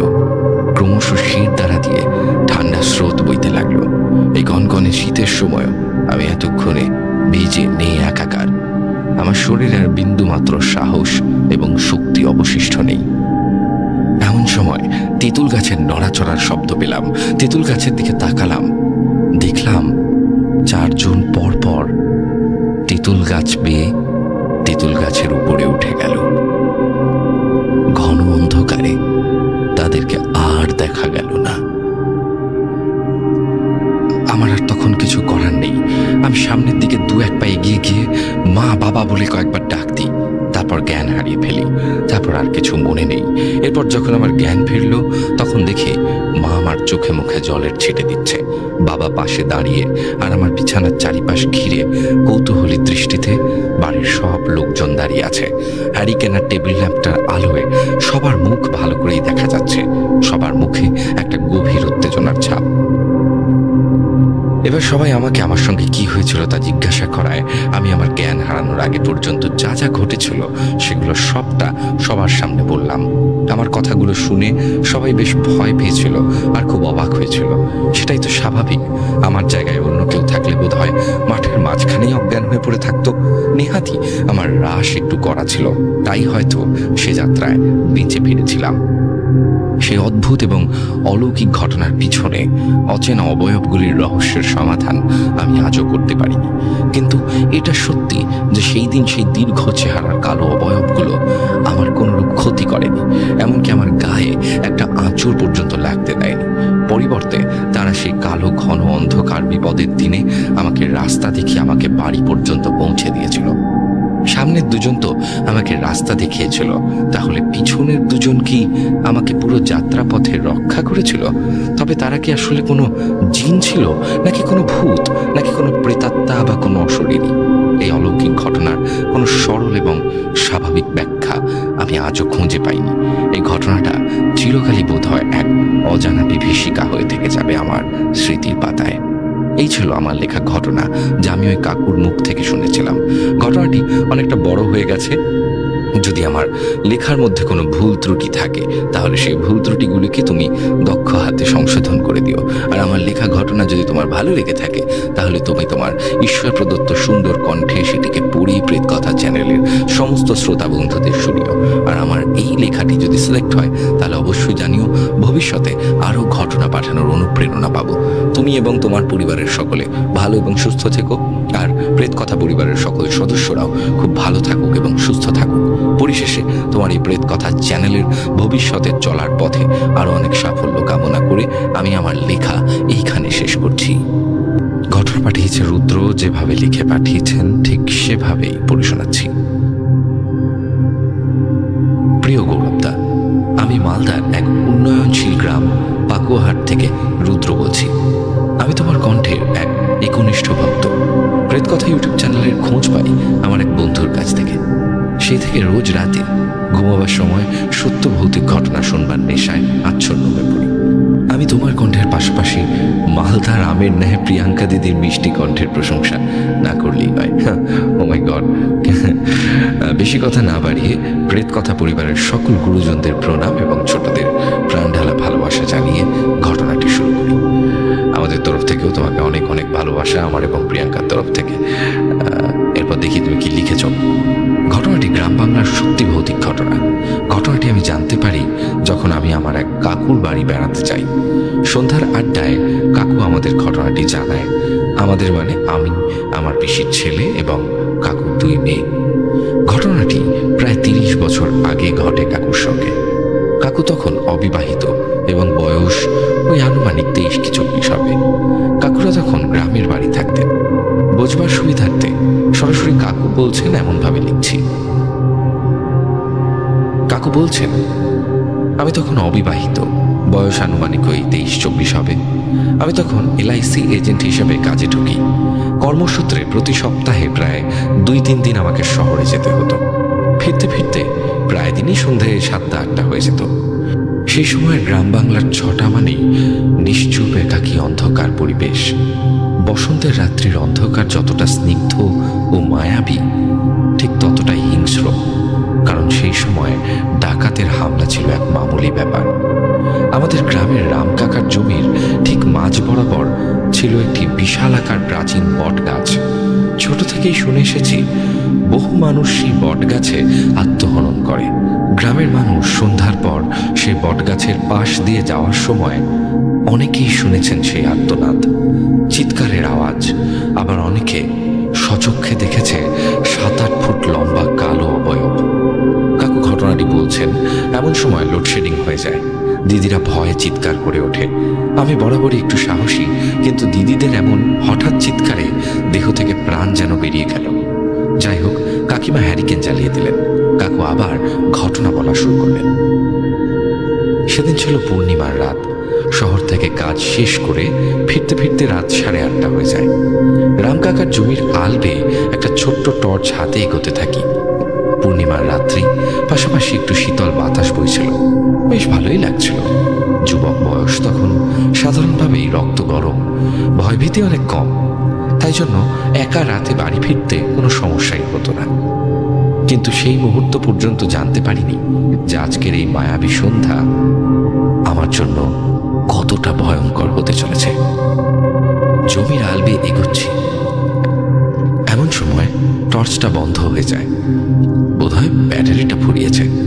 পূর্ণিমার চাঁদের আলোতে হঠাৎ দেখে আমি রাম কাকার জমির সে ভৌতিক বট গাছটির কাছে এসে পড়েছি। সেই সময়টুকু একটুও বাতাস বইছিল না, কিন্তু গাছের ঝুড়ি ডালপালাগুলো এমন ভয়ঙ্করভাবে দুলছে কেন? আমার গাটা ভারী হয়ে পড়ে। শিরদাঁড়া দিয়ে শীতল স্রোত বয়ে যেতে থাকে। কিন্তু রাত বাড়ছে, দ্রুত বাড়ি ফিরতে হবে। তাই বুকে সাহস নিয়ে চাঁদের আলোয় যতটা দেখা যায় সেই মতো এগোতে থাকি। হঠাৎ দেখি এক অতি পরিচিত কণ্ঠ ভেসে আসছে আমার কানে। বিনয়, ও ভাই বিনয়, দাঁড়া দাঁড়া। পিছন ঘুরে দেখি অমলদা হ্যারিকেন হাতে এগোচ্ছে আর আমাকে ডাকছে। ঘটনার সুবিধার্থে বলে রাখি, অমলদা এবং আমরা প্রতিবেশী, এবং অমলদা আমার থেকে 4 বছরের বড়। 3 মাস হলো অমলদা বিয়ে করেছে। অমলদাকে দেখে মনে সাহস এবং বুকে ভরসা আসে। দুজন মিলে হ্যারিকেনের আলোয় পথ দেখে দেখে আলবে এগোতে থাকি। অমলতা বলল, কিরে বিনয়, কোথা থেকে ফিরছিস ভাই? আর বলছো দাদা, কাজের হঠাৎ তো চাপ বেড়েছে। শহর থেকে কাজ শেষ করে ফিরতে ফিরতে রাত হয়ে গেল। ভালোই হয়েছে, তোমার সঙ্গে দেখা হয়ে গেল। কিন্তু তুমি এত রাতে কোত্থেকে ফিরছ? অমলতা বলল, একটা অঘটন ঘটে গেছে রে ভাই। এই বলে অমলতা কান্নায় ভেঙে পড়ল। জিজ্ঞাসা করলাম, কি হয়েছে? জেঠু জেঠিমার শরীর ঠিক আছে তো? অমলতা বলল, হ্যাঁ তারা তো ভালো আছে, কিন্তু। আমি অবাক হয়ে বললাম, কিন্তু কি হয়েছে বলো। অমলতা বলল, তোর বৌদি আমাকে ছেড়ে অন্য এক ছেলের সাথে চলে গিয়েছে রে। আমি অবাক হলাম, আকাশ থেকে পড়লাম। কি? এই তো 3 মাস হলো তুমি বিয়ে করলে, এর মধ্যে এরকম ঘটনা ঘটলো? এরকমটা তো হওয়ার কথা ছিল না। জেঠু জেঠিমা নিজেরা অনেক খুঁজে দেখে তোমার বিয়ে ঠিক করেছিল। মেয়ে দেখার সময় আমার বাবাও তো গিয়েছিল সাথে। বাড়ি ফিরে বাবা জানিয়েছিল মেয়ে ভীষণ ভদ্র এবং মিষ্টি, পরিবারও ভীষণ ভালো। আমি হঠাৎ করে অমলদাকে জিজ্ঞাসা করলাম, চিঠি না তোমার পকেটে? ওই চিঠি, ওটা কি লেখা আছে? অমলদা পকেট থেকে একটা কাগজ বের করে বলতে শুরু করলো, এই চিঠিটা তোর বৌদি আমায় পাঠিয়েছে। চিঠিটা পড়লাম, অমল, আমার বাবা আমাকে মেরে বেঁধে জোর করে তোমার সাথে বিয়ে দেয়। বিয়ের আগে আমার সঙ্গে একজনের সম্পর্ক ছিল 6 বছর ধরে। আজ আমি আমার ভালোবাসার মানুষের সাথে চলে যাচ্ছি, তোমার থেকে অনেক দূরে। আমাকে ভালোবেসে থাকলে আমার খোঁজ করার চেষ্টা করো না। ভালো থেকো তুমিও, পারলে ক্ষমা করো, বিদায়। আমি অবাক হলাম চিঠিটি পড়ে। কি সাংঘাতিক ব্যাপারটা ঘটলো। অমল থেকে বললাম, তুমি এত কিছু ভেবো না, ভুলে যাও তাকে। এমন একটা মেয়ে নিজে থেকে তোমার জীবন থেকে চলে গিয়েছে, ভালোই হয়েছে। পাশাপাশি দাদার জন্য আমার ভীষণ কষ্ট হচ্ছিল। অমলদা হাঁটতে হাঁটতে আমাকে বলল, ভুলে যেতে বললেই কি ভুলতে পারা যায় রে বোকা? আমি যে তাকে নিজের থেকেও বেশি স্নেহ করেছিলাম, ভালোবেসেছিলাম। আজ কাজ থেকে ফেরার পথে তার জন্য বেলি ফুলের মালা কিনে আনি। বাড়ি এসে দেখি সে চলে গিয়েছে রে বিনয়, সে চলে গিয়েছে। অমলদার হাতে তখনও সেই বেলি ফুলের মালাটি ছিল। অমলদাকে বললাম যে সত্যি তোমার জন্য খুব কষ্ট লাগলো। তারপর জিজ্ঞাসা করলাম, যাই হোক, তুমি এত রাতে কোথায় গিয়েছিলে? অমলদা বলল, মনটা ভীষণ কষ্টে ভরে গিয়েছিল রে, তাই ওই বটগাছের পাশের পুকুর পাড়টাতে বসেছিলাম। তোকে আসতে দেখে তোর পিছন নেই। আমি বললাম, ভালো করেছো, চলো এখন বাড়ি ফিরে চলো। এই বলে আমরা এগোতে থাকি বাড়ির দিকে। এমন সময় খেয়াল করি একটা গরু দ্রুত গতিতে পূর্ব দিক থেকে ধেয়ে আসে আমাদের দিকে। কোনো মতে আমরা গরুর গুঁতো থেকে বাঁচি এবং গরুটি ফজলু মামার পুকুরে ঝাঁপ মারে। বিষয়টা কি হয়েছে দেখার জন্য পুকুরের দিকে দৌড়ে যাই, কিন্তু এ কি, পুকুরের জল একদম শান্ত, কোথাও কোনো গরুর নাম গন্ধ পর্যন্ত নেই। আমি কি তবে এত ভুল দেখলাম? অমলদা বলে ওঠে, আমাদের বোধহয় আর দেরি না করাই ভালো রে, দ্রুত বাড়ি ফেরা উচিত। এরপর আমরা গল্প করতে করতে বাড়ির কাছে এসে পড়ি। বাড়ির কাছে এসে খেয়াল করি বাড়ির ওদিক থেকে সারি সারি কান্নার আওয়াজ ভেসে আসছে। বুকটা ছ্যাদ করে ওঠে। বাড়ির আরো কাছে গিয়ে বুঝি কান্নার রোলটি অমলদার বাড়ি থেকে ভেসে আসছে। সেখানে গিয়ে আমি যা দেখি সেটা দেখার জন্য আমি মোটেও প্রস্তুত ছিলাম না। দেখি উঠোনের মাঝ বরাবর সাদা কাপড় জড়িয়ে উত্তর দিকে মাথা দিয়ে অমলদা শুয়ে আছে, আর গ্রামের সকলে তাকে ঘিরে কান্না করছে। বুঝতে বাকি রইল না যে অমলদা মারা গিয়েছে। কিন্তু এটা কি করে সম্ভব? আমরা তো এতক্ষণ একসাথে পথ বেয়ে আসছিলাম। হঠাৎ দেখি আমার বাবাও সেখানে। বাবাকে ডাক দিয়ে সমস্তটা শুনি। বাবা বলেন, আমি বিকেলের দিকে কাজ শেষ করে রামের জমির আল বেয়ে ফিরছিলাম। হঠাৎ সেই বট গাছটাতে খেয়াল করি কে যেন গলায় দড়ি দিয়ে ঝুলছে। কাছে গিয়ে বুঝতে পারি এ তো আমাদের অমল। দেখি নিচে পড়ে রয়েছে একটি বেলি ফুলের মালা আর একটি কাগজ। কাগজটা পড়ে তারপর জানতে পারি যে অমলের বউ ওকে ছেড়ে পালিয়েছে। তড়িঘড়ি করে গ্রামের সকলকে ডাকি। এসব শুনে একটা ভয়ঙ্কর চিৎকার করে আমি জ্ঞান হারাই। পরদিন যখন আমার জ্ঞান ফেরে আমি নিজেকে আমার ঘরে পাই এবং দেখি আমার মা দাদা আমার পাশে বসে রয়েছে। আমার গা জ্বরে পুড়ে যাচ্ছে। আমি তাদের সবটা জানাই যে কাল আমার সাথে ঠিক কি কি ঘটেছে। সমস্তটা শুনে তারাও ভীষণ ভয় পেয়ে যায়। অনেক ডাক্তার দেখানোর পরেও আমার জ্বর কিছুতেই সারে না। পরে পাশের গ্রামের এক ওঝার কাছে আমাকে নিয়ে যাওয়া হয় এবং ওই ওঝা আমাকে জল পড়া দেয় এবং একটি তাবিজ দেয়।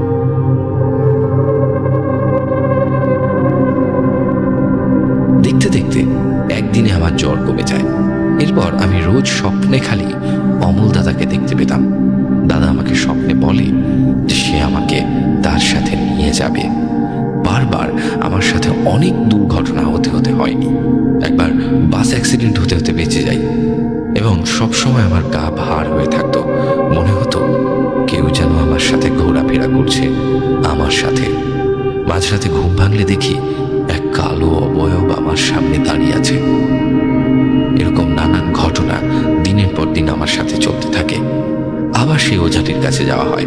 তিনি বলেন সেদিন বাড়ি ফেরার পথে অমল দাদার সদ্য দেহত্যাগী আত্মা আমায় ডাকায় আমি পেছনে ঘুরে সাড়া দিই এবং সে অপআত্মার নজর পড়ে আমার উপর। তাই তিনি একটি কালী পুজো করার নির্দেশ দেন আগামী অমাবস্যায়। পরের অমাবস্যায় বাড়িতে কালী পুজো এবং হোমযজ্ঞ করা হয়। তারপর থেকে আমার সাথে সেরকম কোনো ঘটনা ঘটেনি। তো এই ছিল গৌরবদা ঘটনা। এটি আমার প্রেত কথাতে পাঠানো প্রথম ঘটনা। যতটা পেরেছি সাজিয়ে লেখার চেষ্টা করেছি। কোনো ভুল ত্রুটি হলে ক্ষমা দৃষ্টিতে দেখার অনুরোধ রইল।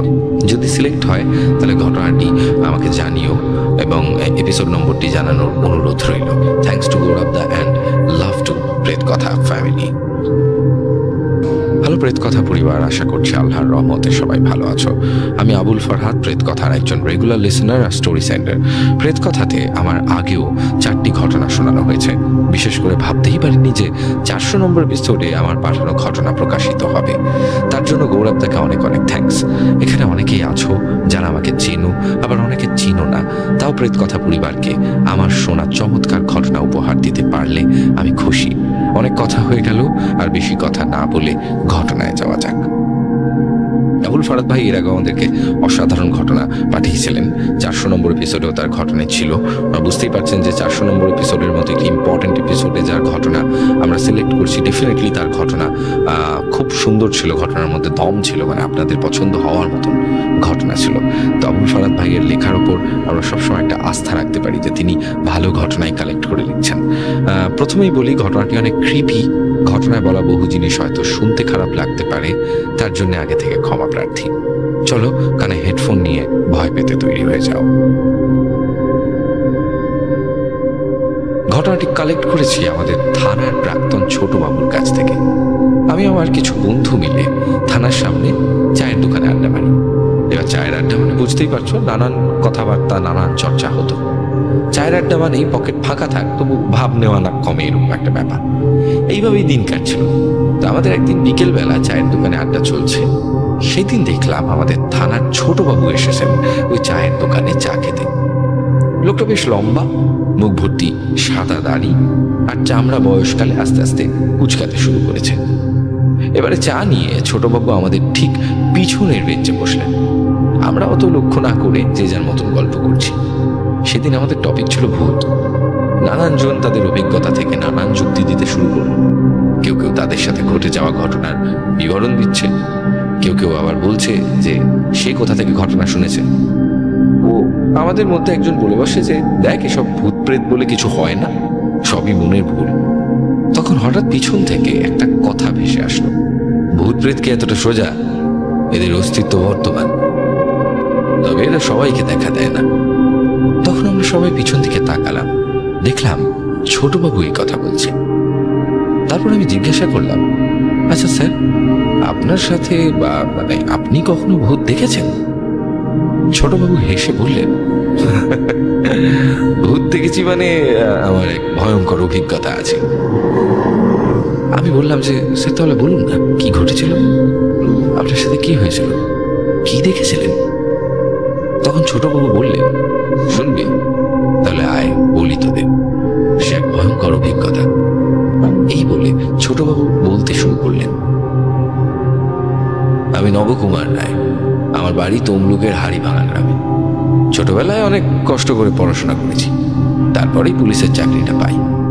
তখন সালটা হবে 1979। তখন আমি যথারীতি আমার পুলিশের ট্রেনিং শেষ করে চাকরিতে জয়েন করি। তখন লাল পতাকার যুগ, চারিদিকে লাল পতাকা, আর সেই সময় মারামারি, দাঙ্গা, ঝামেলা এগুলোও প্রচুর হতো, তাই আমাদেরকে রাত জেগে ডিউটি দিতে হতো। আমার চাকরির পোস্টিং হয়েছিল প্রথমে সবং এলাকায়। আমি সেই থানার তখন জুনিয়র ইন্সপেক্টর হিসেবে জয়েন করি। তারপর চলতে থাকে এইভাবেই চাকরি। তখনকার যুগে ডাকাতি আর মানুষের দাঙ্গার পরিমাণ খুব বেশি ছিল, তাই আমাদেরকে রাত জেগে পাহারা দিতে হতো। এইভাবে ডিউটি করতে করতে 5 বছর কেটে যায়। আমি ট্রান্সফার নেই যাতে এসব রাত জেগে ডিউটি না করতে হয়, তাই হালকা হালকা এলাকা দেখে একটা ট্রান্সফার নিই।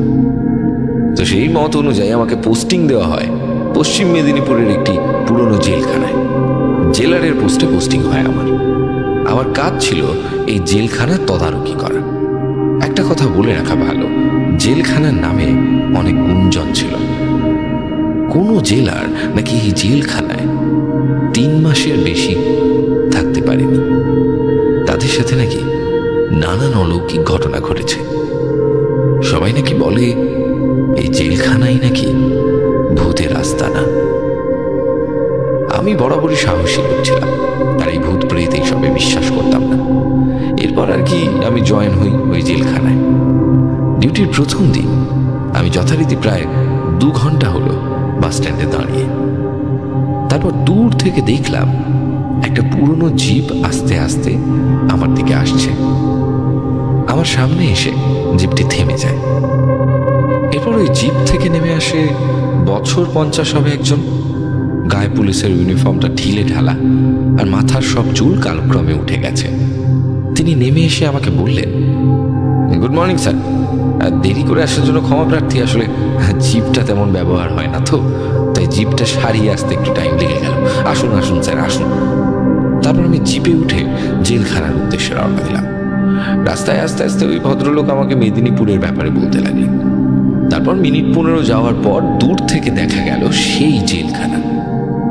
কি বড় সেই জেলখানা, প্রায় 150 স্কোয়ার ফিট বড় আর লম্বা। দেখেই বোঝা যাচ্ছে যে অনেক পুরনো আমলের এই জেলখানা। তারপর আস্তে আস্তে আমি আর ওই ভদ্রলোক জেলখানার ভিতরে প্রবেশ করলাম।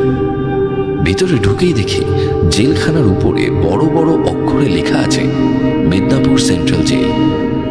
তারপর ওই ভদ্রলোক জিপটা পার্ক করে আমার লাগেজ নিয়ে আসছে। ভদ্রলোক বললেন, স্যার এদিকে নয়, আপনার থাকার বন্দোবস্ত পিছনের দিকে করা হয়েছে। ভদ্রলোককে অনুসরণ করে তার পিছনে পিছনে গেলাম। তারপর দেখলাম জেলখানার পিছনের দিকে একটা গেস্ট রুম। আসলে বহুদিন ব্যবহার না হয় রুমের মধ্যে অনেক জায়গায় ঝুল জমেছে এবং ময়লার আস্তরণ পড়েছে। রুমের চারিপাশে ঘুরে দেখলাম রুমটা বেশ বড়ই। একটা খাট, সামনে আয়না, আর কিছু মূর্ছে পড়া আলমারি, আর রুমের উত্তর দিকে একটা বড় জানালা, যেটা দিয়ে পুরো জেলখানাটা দেখা যায়। ভদ্রলোক হেসে বললেন, আসলে স্যার আপনি আসবেন বলে ঠিক জানতাম না তো, তাই রুমটা পরিষ্কার করা হয়নি। কালকে গিয়ে পুরো পরিষ্কার করে দেবো। হ্যাঁ। এরপর আমি ভদ্রলোকের নাম জিজ্ঞাসা করলাম। ভদ্রলোক বললেন, আগে আমার নাম নরেন মাইতি, সবাই আমাকে নড়ু বলেই ডাকে। আমি তারপর বললাম, আচ্ছা নড়ুবাবু, আপনি জেলখানায় কতদিন আছেন? নড়ুবাবু বললেন, তাও প্রায় 40 বছর হলো। তারপর আমি জিজ্ঞাসা করলাম, আচ্ছা এইখানে নাকি কোনো জেলার 3 মাসের বেশি থাকতে পারে না, কি নাকি ভূতের আস্তানা শুনেছি, তা আপনি কখনো দেখেছেন নাকি? এই কথাটি বলতেই নড়ুবাবুর মুখে একটা চিন্তার আর ভয়ের ছাপ দেখলাম। তারপর কিছুক্ষণ চুপ থেকে নড়ুবাবু বলেন, স্যার এই জেলখানা আসলে একটি অভিশপ্ত জেলখানা। এখানে অনেক কিছু ঘটে। রাতের বেলায় কারোর চিৎকার, কারোর চলাফেরার আওয়াজ, এইসব শোনা যায় আর কি মাঝে মাঝে। এইখানে তো শর্ট সার্কিট হয়ে আগুনও লেগে গিয়েছে। আমি বললাম, তাই নাকি? তাহলে ব্যাপারটা দেখতে হচ্ছে তো। নুরবাবু বলেন, স্যার, আমার মতে রাতে বেশি বের হইবেন না, আর খুব বেশি এইসব নিয়ে ভাববেন না। যতদিন আছেন চুপচাপ থাকবেন, আর কিছু দেখলে বা শুনলে চুপ করে থাকবেন, কিছু করতে যাবেন না, এতে আপনার মঙ্গল হবে। এসব বলে নুরবাবু বলেন, আপনার দুপুরের খাওয়া দাওয়ার ব্যবস্থা করে আসি। তারপর বেরিয়ে গেলেন। আমি নুরবাবুর কথাটা ভাবতে থাকলাম, সত্যি কি এই জেলখানা অভিশপ্ত? এখানে কি সত্যি অশরীরীর বাস? গুজবগুলো কি তাহলে সত্যি? সত্যি কি অলৌকিক কিছু দেখা মিলে? এসব ভাবতে ভাবতে ফ্রেশ হতে চলে গেলাম। তারপর দুপুরের খাওয়া দাওয়া শেষ করে জেলখানা পরিদর্শনের উদ্দেশ্যে বের হলাম। দেখলাম জেলখানাটা বেশ বড়, আর লম্বা জেলখানার সামনে বড় মাঠ, আর চারিপাশে উঁচু দেয়াল দিয়ে জেলখানার সীমানা দেওয়া আছে। জেলখানায় মোট 5টি block, group A, B, C, D, E করে প্রতিটি ব্লকে মোট 30টি করে কারাগার আছে। তারপর জেলখানার পশ্চিম দিকে কয়েদিদের খাবার জন্য রান্নাঘর এবং ক্যান্টিন আছে, আর উত্তর দিকে আছে জেলারের রুম। তার কিছু দূরেই ফাঁসির জন্য ফাঁসির জায়গা, আর তার ঠিক উল্টো দিকেই ই ব্লক, আর নানান শাস্তি দেওয়ার জায়গা এবং সেখানকার সমস্ত সরঞ্জাম। সেই দিনের মতো জেলখানা পরিদর্শন করে রাতের খাবার খেয়ে শুয়ে পড়লাম। এভাবে বেশ কিছুদিন কেটে যায়। আজ জেলখানায় জেলার হিসেবে জয়েন করে আমার 15 দিন হলো। এই 15 দিনে জেলখানাটা প্রায় পুরোটাই আয়ত্ত করে নিয়েছি। সেদিন দুপুর বেলায় আমি আমার জেলারের অফিসে বসেছিলাম। নুরবাবু দুপুরের খাবার রেডি করতে গিয়েছেন। হঠাৎ করে একটা দমকা হাওয়ায় আমার টেবিলের উপর কিছু একটা কাগজ পড়ল। সেটা তুলতে গিয়ে আমি আমার অফিসের বাম দিকে জানালায় লক্ষ্য করলাম, ই ব্লকের টপ ফ্লোর থেকে একটি সাদা জামা পরা একজন কেউ লাফ দিল। আমি চিৎকার করে নুরবাবু বলে ওইদিকে ছুটলাম। তারপর নুরবাবু হন্তদন্ত হয়ে এসে বললেন, হ্যাঁ, কি হয়েছে স্যার? হ্যাঁ, কি হয়েছে? আমি বললাম, দেখলাম একজন টপ ফ্লোর থেকে নিচে লাফ মারল। নুরবাবু বললেন, স্যার, ভর দুপুরে কে লাফ মারবে? আর জেলখানায় আপনি আমি ছাড়া আর কেউ কি আছে যে লাফ দেবে? আমি বললাম, তাই তো, জেলখানা তো ফাঁকা। নুরবাবু বলেন, স্যার, আপনি নিশ্চয়ই ভুল দেখেছেন। আপনার মাথা গরম হয়ে গেছে এই গরমে, আসুন খেয়ে নেবেন। তারপর আমি চুপচাপ চলে যাই দুপুরে খাবার খেতে, কিন্তু মনে ওই কথাটা বারবার আসতে থাকে। কি ছিল এটা যেটা আমি দেখলাম? কিছুতেই মনকে স্থির করতে পারলাম না। তারপর খাওয়া দাওয়া শেষ করে রুমে গেলাম, গিয়ে একটা ভাত ঘুম দিলাম। তারপর সন্ধেবেলা উঠে চা খেয়ে অফিসের কিছু কাজ সেরে রাত 9টার সময় খাওয়া দাওয়া করে শুয়ে পড়লাম। রাতের বেলায় ঘুম আসছিল না, তাই রুমের জানালায় বসে প্যাকেট থেকে একটা সিগারেট বার করে টান দিচ্ছি। হঠাৎ লক্ষ্য করলাম জেলখানার মাঠে কিছু জনের ছায়ামূর্তি। তারা মাঠের এই পাশ থেকে ওই পাশ হচ্ছে। আমি ভাবলাম নিশ্চয়ই হয়তো চোর ঢুকেছে। হাতে টর্চটা নিয়ে রুম থেকে বেরিয়ে জেলখানার দিকে গেলাম। তারপর বললাম, কে কে কে ওখানে? এত রাতে কে? এই বলতেই চলাফেরার আওয়াজ বন্ধ।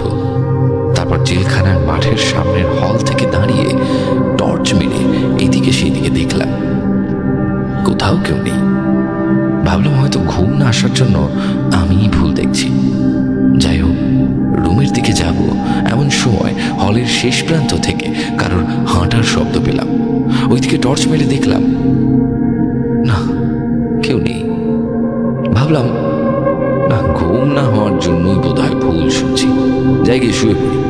তারপর রুমের দিকে কিছুটা এগিয়েছি, হঠাৎ করে কারোর জোর করে চিৎকারের আওয়াজ শুনতে। আওয়াজটা শুনে প্রথমে আমি চমকে গেলাম। আমার হাতে থাকা টর্চ লাইটটা হাত থেকে পড়ে গেল।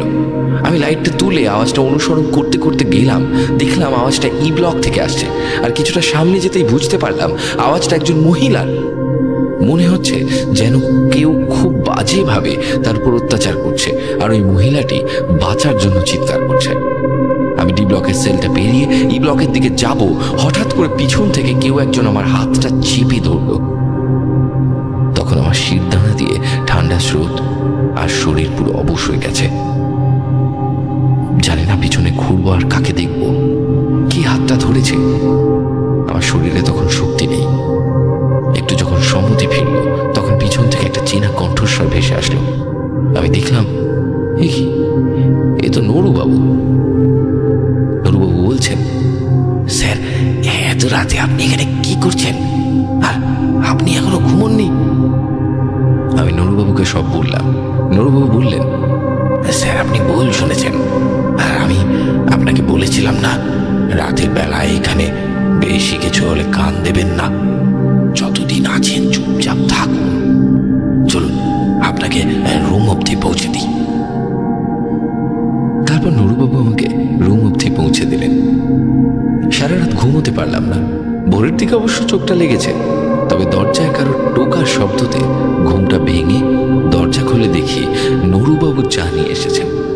নরুবাবু তারপর টেবিলে চা রেখে হেসে বলেন, তাহলে স্যার, ঘুমটা ঠিক করে হয়েছে তো? আর কোথায় ঘুম হলো? তুমি আমাকে রুমে রেখে যাবার পর ওইসব নিয়ে ভাবছিলাম। ভোরের দিকে ঘুমটা হালকা করে লেগেছিল। নরুবাবু বললেন, আগে আপনার তাহলে ঘুমটা আমি ভাঙিয়ে দিলাম। Sorry sir. আরে ঠিক আছে। আচ্ছা নরুবাবু, তুমি কিছু শুনেছো কালকে? নরুবাবু বললেন, কই না তো স্যার। তাহলে তুমি তখন কিভাবে আসলে আমার কাছে? আগে স্যার, আমি আপনার রুমে গিয়েছিলাম সবকিছু ঠিক আছে নাকি দেখতে। তো দেখি আপনি নেই, তারপর আপনাকে ওইখানে পাই। আচ্ছা আচ্ছা ঠিক আছে, তুমি এখন আসো। আজকে রবিবার, আজকে আর কোথাও যাবো না। বিকেলের দিকে একবার এই চারপাশটা একটু ঘুরে দেখবো। আর এখানে আসার পর অনেকদিন হলো কোথাও যাওয়াও হয়। শুনেছি মেদিনীপুরে আর কি অনেক কিছুই আছে, তো আজকে ভাবছি একবার বেরিয়ে ঘুরে আসবো। এরপর দুপুরের খাবার খেয়ে হালকা একটা ভাত ঘুম দিয়ে বিকেল 5টার দিকে বেরিয়ে পড়লাম।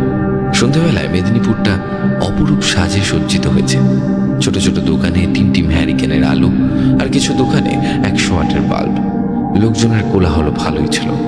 বাজার পেরিয়ে একটু দূর যেতেই দেখা গেল কংসাবতী নদী। সন্ধ্যেবেলায় নদীর অপূর্ব সুন্দর রূপ যেন মোহিত করে তুলবে, আর সূর্যের লালচে বর্ণ যেন তাতে আরেকটুখানি রূপের গুণ বাড়িয়ে দিয়েছে। আস্তে আস্তে অন্ধকার হলো, রাতের অন্ধকার নামল। আমি যথারীতি আবার জেলখানার দিকে রওনা হলাম। শহরের এক প্রান্তেই জেলখানা। জেলখানার সামনে কোনো বসতি নেই। জেলখানার সামনে উন্মুক্ত ময়দান, আর চারিপাশে তেঁতুল, জাম, আকাশমণি এইসব গাছের জঙ্গল। আজ অমাবস্যা, তাই অন্ধকারটা একটু বেশি। জেলখানার প্রায় কাছাকাছি এসে পড়েছি। হঠাৎ করে পিছন থেকে কেউ ঢাকায় থেমে গেলাম। পিছন থেকে শুনতে পেলাম কেউ বলছে, নব, এই নব। পিছন ফিরে হাতে থাকা টর্চটা মেরে দেখলাম একজন সাধু বাবা, পরনে গেরুয়া পোশাক আর গাল ভর্তি সাদা দাড়ি, আর গলায় বড় রুদ্রাক্ষের মালা। আমাকে ইশারা করে ডাকছেন। আমি বললাম, হ্যাঁ সাধু বাবা বলুন। সাধু বাবা তারপর আমাকে বললেন, আজকের রাতটা তুই অন্য কোথাও থাক, ওই জেলখানায় যাস নে। আজকে ওদের তাণ্ডব অত্যাচার বাড়বে, আজকে অন্য কোথাও থাক। এই বলে সাধু বাবা অন্ধকারের দিকে মিলিয়ে গেলেন। তখনও তো বুঝতে পারিনি তিনি আমার ভালো চেয়েছিলেন বলেই বলেছিলেন। অতঃপর সাধু বাবার কথায় কান না দিয়ে আস্তে আস্তে জেলখানার দিকে এগিয়ে গেলাম। জেলখানাটা আজকে মনে হয় অন্য রূপ নিয়েছে। অমাবস্যার অন্ধকারে জেলখানাটা কোনো এক মৃত্যুপুরীর মতো দেখাচ্ছে। অতঃপর আমি আমার রুমে প্রবেশ করলাম। তখন ঘড়িতে দেখলাম 8:30 বাজে। ভাবলাম আজকে তাড়াতাড়ি খেয়ে ঘুমিয়ে যাব, কালকে ঘুম হয়নি ঠিক করে। তো এইভাবে নরুবাবুকে ডাকতে লাগলাম, নরুবাবু, ও নরুবাবু। অবাক ব্যাপার, এতদিন না ডাকলে চলে আসতো, আজকে এতবার ডাকছি কোনো সারা শব্দ নেই। হাতে হ্যারিকেনটা নিয়ে রুম থেকে বেরোলাম। তারপর রান্নাঘরের দিকে গেলাম এবং বললাম, নুরুবাবু, আরে কই গেল ও নুরুবাবু? দেখলাম রান্নাঘর ফাঁকা। একটু বিরক্ত হয়ে বললাম, কোথায় যে গেল? ওইদিকে খিদেতে পেট জ্বলে যাচ্ছে, আর বাবুর এখন দেখা নেই। এদিক ওদিক খুঁজতে শুরু করলাম। জেলখানার মাঠের দিকে থাকবে এই ভেবে মাঠের দিকে যাই, সেখানে অনুভব নেই। অতঃপর বিরক্ত হয়ে রুমের দিকে আসছিলাম, হঠাৎ একটা শব্দে থমকে দাঁড়িয়ে গেলাম। মাঠের সামনে যেই হলটা আছে সেই হলটা থেকে আসছে মনে হচ্ছে। কেউ যেন হলের মধ্যে হাঁটছে, ঠিক গামবুট পরে হাঁটলে যেমন শব্দ হয় ঠিক তেমনই।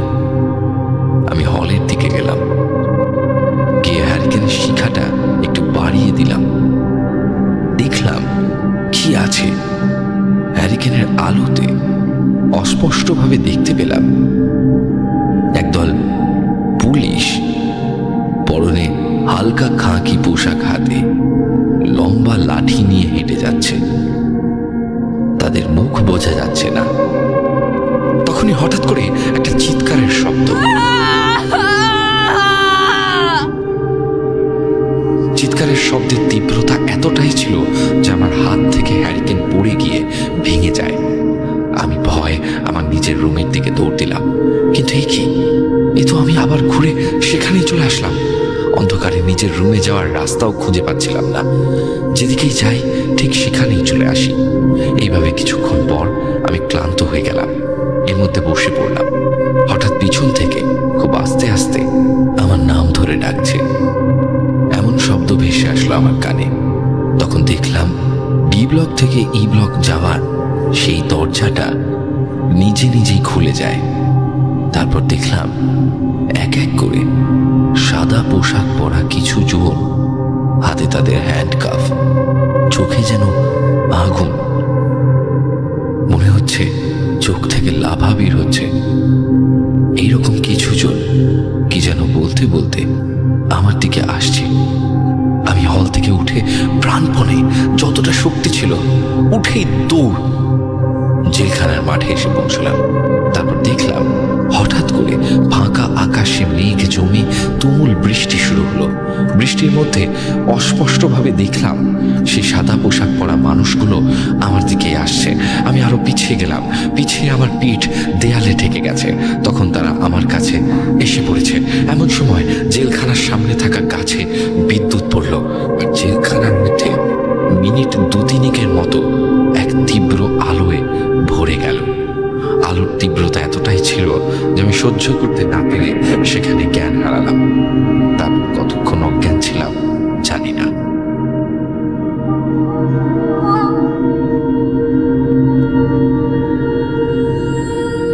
জ্ঞান ফিরে যখন, তখন নিজেকে হাসপাতালে আবিষ্কার করলাম। তারপর দেখলাম আমার সামনে একজন কনস্টেবল দাঁড়িয়ে আছে। কনস্টেবল আমাকে বলল, স্যার বেশি উঠবেন না, ডাক্তার আপনাকে উঠতে বারণ করেছে। তারপর কিছুক্ষণ পর দেখলাম ওই কনস্টেবলটি আমার জন্য খাবার নিয়ে এসেছে। এরপর আমি খেতে খেতে জিজ্ঞাসা করলাম আমার সাথে কি হয়েছিল। কনস্টেবল তখন বলে, স্যার আমি আজ ডিউটিতে জয়েন করব বলে সকাল সকাল গিয়ে দেখি জেলখানার সামনের গাছটা ভেঙে পড়ে আছে।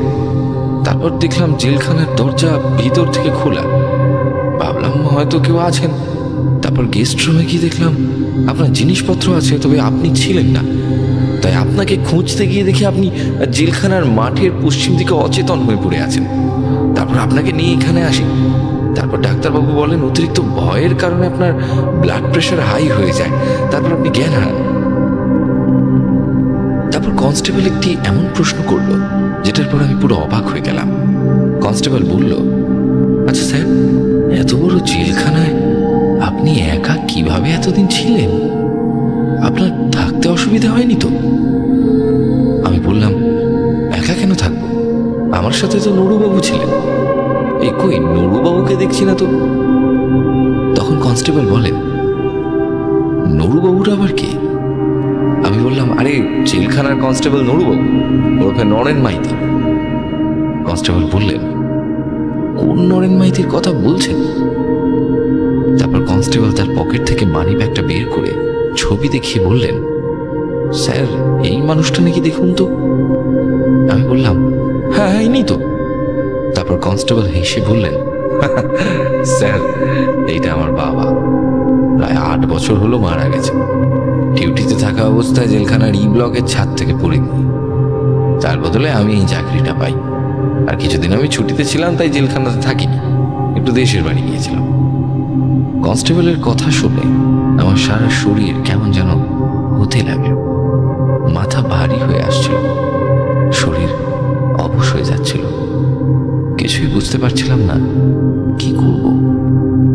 যে মানুষটা আমাকে সারাদিন সেবা যত্ন করলো, সে কিনা মারা গিয়েছে। তাহলে আমার সাথে এতদিন কে ছিল? কেই বা আমাকে আনতে এসেছিল? আর কেই বা আর কি রহস্যই জেলখানার এসব ভাবতে ভাবতে আমি চোখ বন্ধ করি আর ভাবতে থাকি। আজকের মতো ঘটনাটি এখানে শেষ করছি। ঘটনাটি এখনো শেষ হয়নি, এর পার্ট 2 আছে। তুমি যদি বলো প্রেত কথা পরিবারের রেসপন্স ভালো পাই, তাহলে পরের পার্টে শেয়ার করব।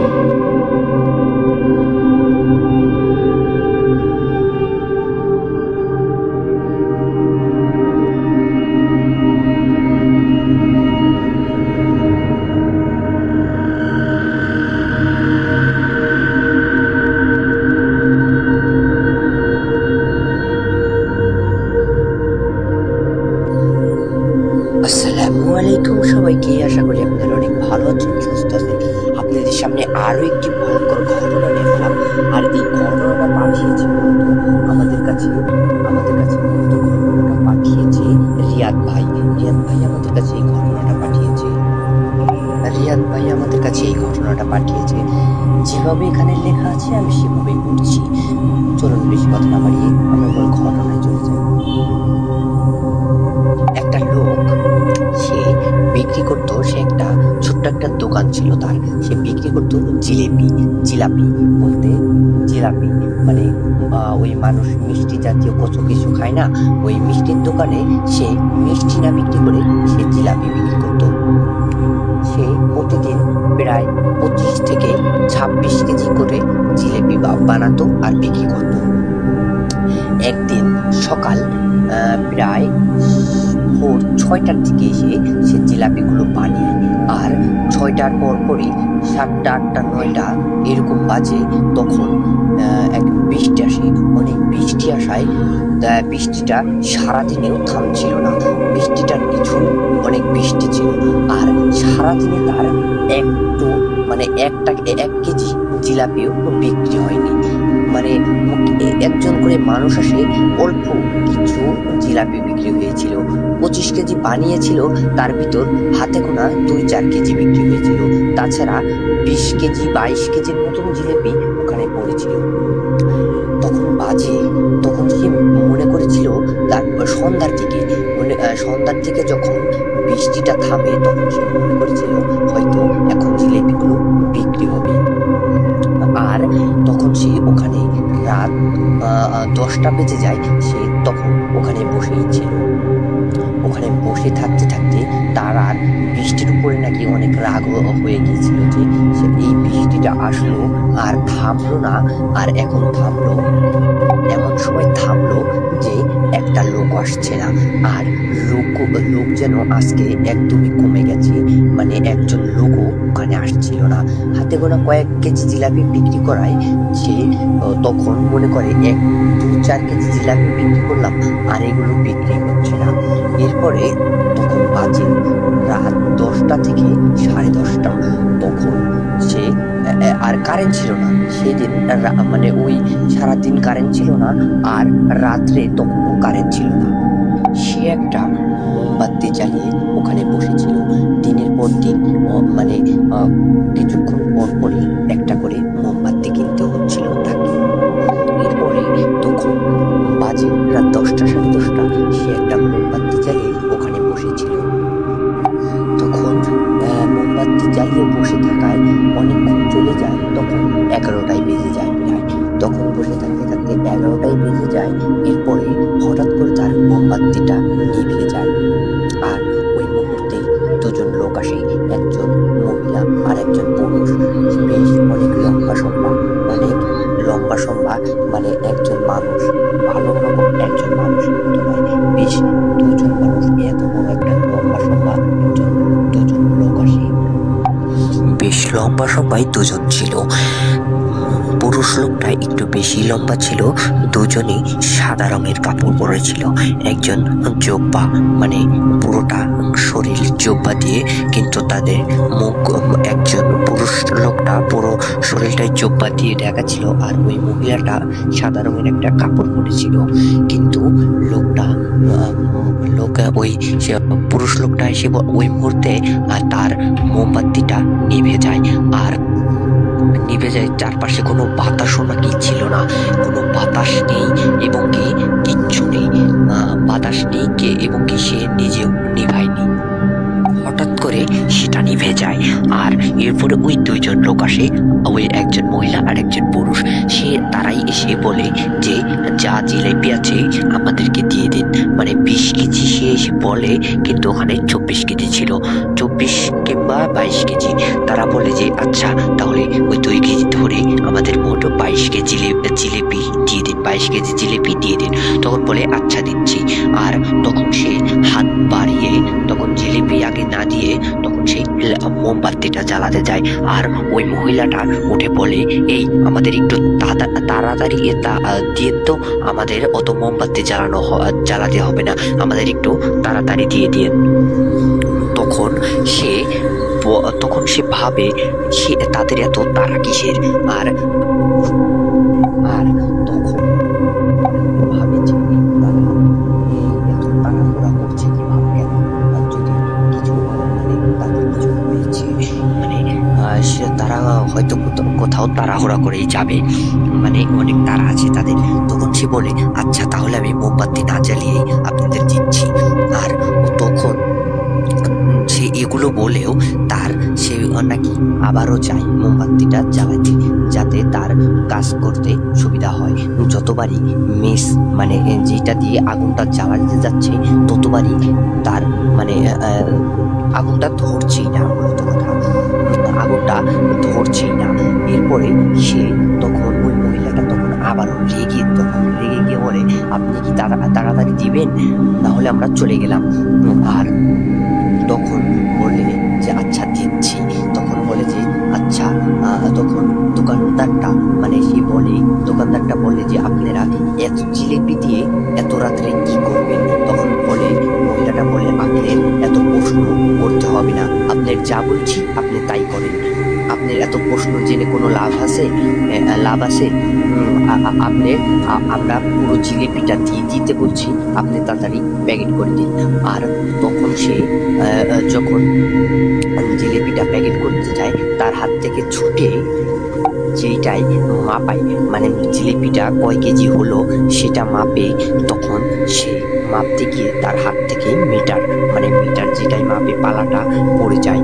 আর তখন সে আবারও যখন মোমবাতিটা জ্বালাইতে যায়, তখন ওই মহিলাটা বলে এই চলো তো এখান থেকে, এই লোকটা যতবার তাড়াতাড়ি বলছে সে ততবারই আমাদেরকে দেরি করাচ্ছে, চলুন তো এখান থেকে। তখন সেই দোকানদারটা বলে আমি কোনো দেরি করাচ্ছি না, আমি এখনই গিয়ে দেবো, শুধু মোমবাতিটা জ্বালিয়ে নেই।